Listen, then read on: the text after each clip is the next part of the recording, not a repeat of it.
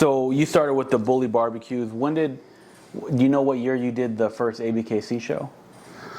I don't know offhand. I want to say it was probably maybe 1 or 2 years after that. So I would probably say maybe 2006, 2007. I'd have to go back and look at my computer. I still have pictures of all that stuff of when it started, but okay, that's when the ABKC was really starting to evolve, and people were getting into it. Yeah, picking up the momentum. Yeah. And and you remember it was BKC before that. Yeah. That's what really kicked that off, and unfortunately, a lot of some people know what happened with that. And Right. Okay. So a lot of people think throwing these shows, there's a lot of money involved. Right. To make profit. Can you talk about the process of actually setting it up and holding an event for the ABKC? It's not just throwing something together. It takes a lot of planning and organization. Can you just walk us through that process? Well, first you got to secure a venue. That's first and foremost. Without a venue, you're done. So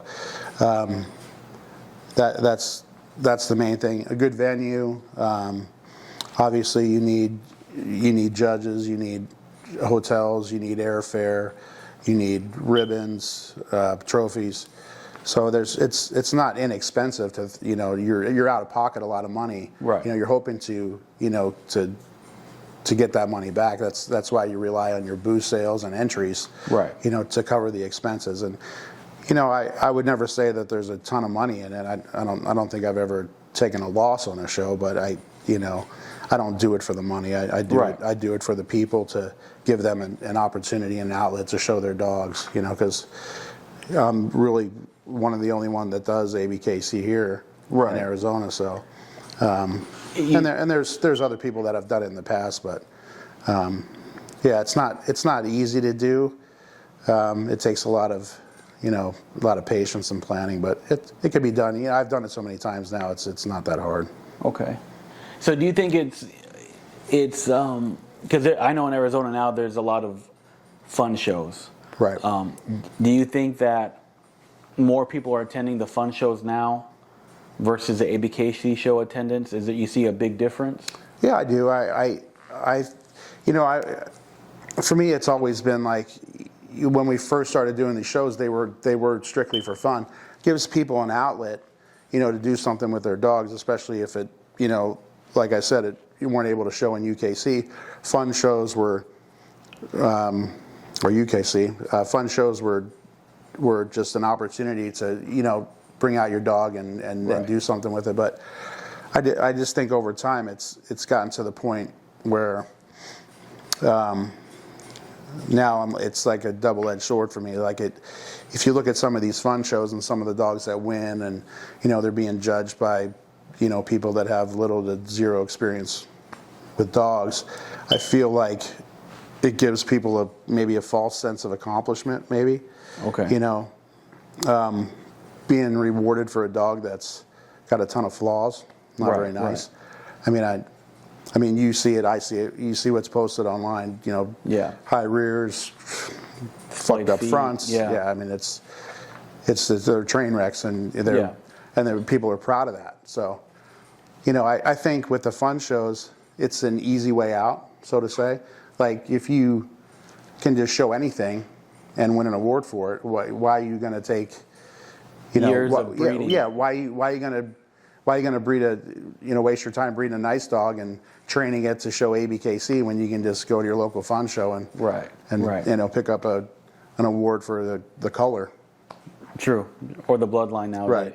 Or the bloodline, or the biggest head, or whatever category they offer. Right. Yeah, I think it's harder to breed a show dog than it is, an exotic, or honestly any other type of dog. It's harder to breed a show dog, in my opinion. Yeah, it's selective breeding, and most people don't do that. And you have to learn. You have to learn your blood. I always tell people, like, if you have a stud, breed your stud in house first. Learn what that dog is capable of doing. You know, that way you can tell other people, or, you know, you can see for yourself what the dog's capable of producing. Right. You know, if you're having flaws or you need to, you know, to fix something, then, you know, that you can do that, you know, within your own yard first before you just offer the dog up for stud and Right. you know, and you don't know what it's capable of producing. Oh yeah, yeah. I agree with that. I mean, you can lock in a dog these days. I mean, right out of the sack. Right, right. As soon as it's on kibble, you can put a deposit down. Right, exactly. So, can you break down the point system on champing out a dog? You know, because I remember when I started, you could do what is it, a puppy? You could put your dog in a puppy class, but the Right. points don't go towards anything, right? Right. I mean, points in ABKC don't start till 6 to 9 month class. So 3 to 6 Okay. is you know, no points. Okay. And then they start at 6 months, and then obviously up from there. But you can earn up to 50 points a show because you get, you know, 10 points for your class win, 20 points for best male or best female, 10 for variety, and so on. But you need 150 total points plus 3 majors, which would be best male or female, Okay. Under 3 different judges to get 3 different judges. right Okay. to champion a dog in the ABKC. Okay. And I don't think that's extremely hard. I mean, if you show enough and you have a decent dog, I think to earn a champion title is not extremely hard to do, but to take it to the next level Right. would obviously, you know, grand champion is a little bit more difficult. Yeah.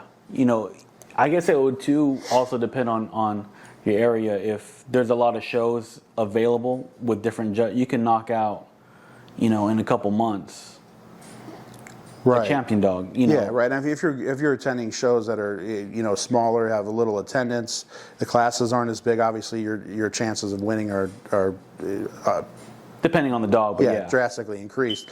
But if you're going to go to a huge show, and most of those bigger shows are Midwest, East Coast, Right. You're going to have a much more difficult time, you know, earning that champion title. So actually, it's beneficial, you know, for people to show in Arizona. Our shows are typically smaller.